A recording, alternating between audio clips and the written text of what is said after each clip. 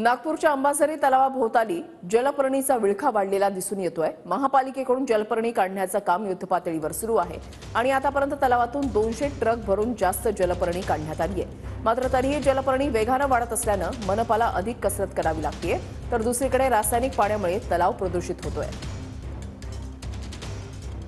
प्रसिद्ध अंबाझरी तलाव संपूर्णपणे जलपर्णीनं व्यापला होता। आता मोठ्या प्रमाणात जलपर्णी काढण्याचं काम नागपूर महानगरपालिकेकडून सुरू आहे। बघा, त्यासाठी बोट आणि पोखलँड लावलेलं आहे।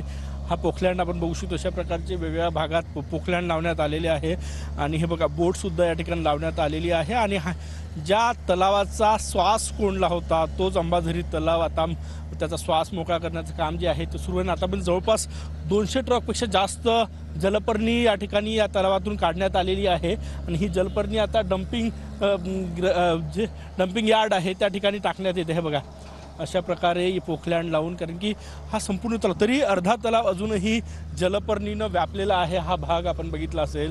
जलपर्णीमुळे पाण्यातील ऑक्सिजनचं प्रमाण कमी होऊन जे मासे आहेत त्यांचंच जीवन धोक्यात येतं। त्यामुळे युद्ध पातळीवर या ठिकाणी जलपर्णी काढण्याचं काम महानगरपालिकेनं हातात घेतलेलं आहे। जो तलाव, ज्या तलावाचा श्वास कोंडला होता तो अंबाझरी तलाव, त्याचा श्वास मोकळा करण्याचं काम जे आहे ते या ठिकाणी महानगरपालिकेकडनं सुरू आहे। जवळपास 200 ट्रकपेक्षा जास्त जलपर्णी जी आहे ती काढण्यात आलेली आहे।